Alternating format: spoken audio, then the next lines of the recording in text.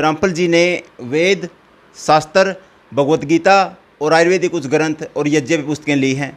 मैं चाहता हूँ आप भी अपनी संस्कृति की ओर लौटें। शास्त्र और शस्त्र दोनों धारण करें। आज समय की जरूरत है, अन्यथा हम भविष्य के अंधकार में कहीं खो जाएंगे। नमस्ते दोस्तों, आज हमारे पास पंडित रामफल भारद्वाज जी आए हैं। लदाना गांव से आए हैं। लंबे समय से इनकी रुचि थी कि वेदों को पढ़ें, वेदों को प्राप्त करें। वैसे तो इनकी भूमिका की बात करें, ये लंबे समय से वैदिक साहित्य के अध्ययन कर रहे हैं। तो आपका हम भारत वैदिक बुक स्टोर पर स्वागत करते हैं जी। आपको कैसे प्रेरणा मिली इस वैदिक साहित्य के लिए जी? सामान्य ही मेरे जो बुजुर्ग हैं, मेरे स्वामी गुरुदेव श्री सुदामा ब्रह्मचारी जी, वो शास्त्रों के बड़े ज्ञाता थे, काफ़ी बाहर रहे अध्ययन के मसले में भी। वो बचपन से ही मैं उनके पास, उनके सानिध्य में रहा और वो अध्ययन करते थे। बचपन से ही रुचि है। दूसरा, उनको देख देख कर एक प्रेरणा भी उनको देखकर मुझे आई कि मुझे भी अध्ययन करना चाहिए, क्योंकि बहुत सारे लोग, ज्ञान जिज्ञासु लोग उनके पास आते थे और वो उनकी जिज्ञासाएं शांत करते थे। मुझे भी अच्छा लगता था कि किसी को ज्ञान से तृप्त करके वो जब भेजते हैं, एक प्रेरणा जागृत हुई कि मुझे भी अपने पुरातन आर्य संस्कृति के जो स्तंभ वेद हैं या यज्ञों का ज्ञान है, मुझे भी होना चाहिए।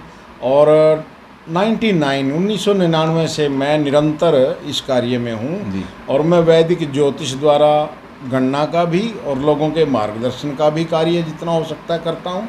और यज्ञों पे अनुसंधान, गायत्री जप, उपासना इत्यादि के मुझे मुख्य रुचियाँ हैं। और जितना हो सकता है लोक कल्याण के लिए, जो भाई भी मुझे सुन रहे हैं, मेरे लायक जब भी किसी प्रश्न या ज्ञान जिज्ञासा के लिए या सामान्य ज्योतिष ज्ञान के लिए या सामाजिक किसी भी कार्य में भागीदारी जिससे मेरे समाज का भला हो सके, मेरे पास कभी भी मुझे इस काम के लिए याद करोगे, मैं तत्पर रहूँगा। समाज सेवा मेरा मुख्य ध्येय है।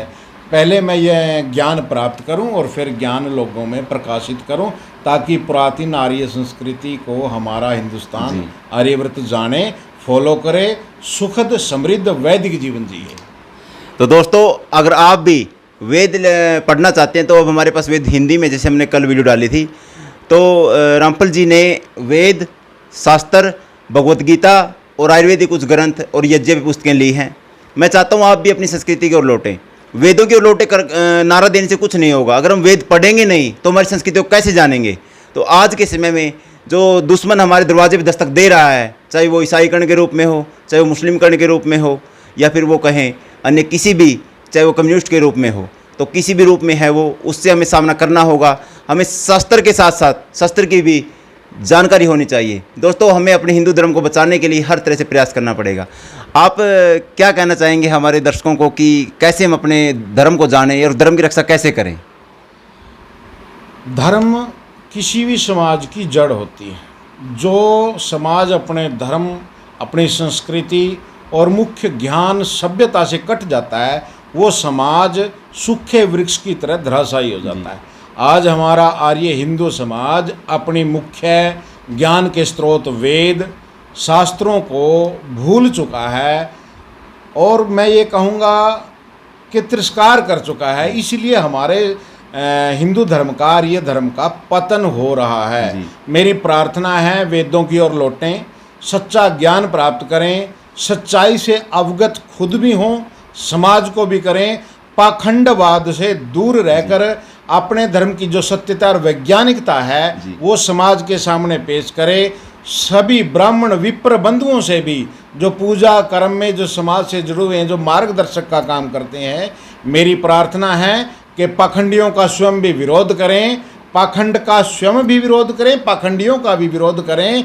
और जो पीरों को, मस्जिदों को, मज़ारों को मानते हैं, वो स्वयं हमारे धर्म के सबसे बड़े शत्रु हैं। उनका विरोध पुरजोर कीजिए, तभी आपकी जड़ें बचेंगी। अन्यथा पूरा संसार, अनेकों मत, अनेकों जो अपने स्वावलंबी धर्म स्वयं पैदा हुए हैं, वो सनातन धर्म को काटने में पुरजोर शक्ति लगा रहे हैं।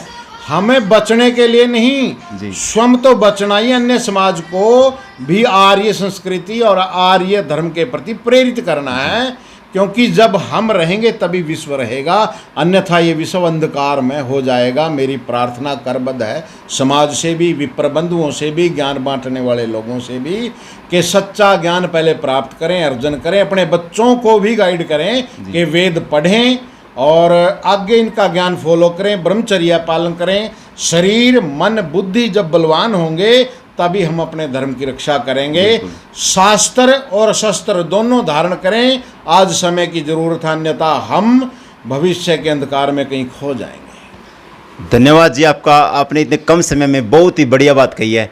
अब दोस्तों मैं आपको कहना चाहता हूँ, जो इन्होंने विचार धारण किए, जिन विचार पे ये बोल रहे हैं, तो ये आज समाज की ज़रूरत है। तो आप इन सबको समझें और इस वीडियो को ज़्यादा से ज़्यादा शेयर करें ताकि हमारे युवा साथी जागरूक हो सकें। धन्यवाद दोस्तों।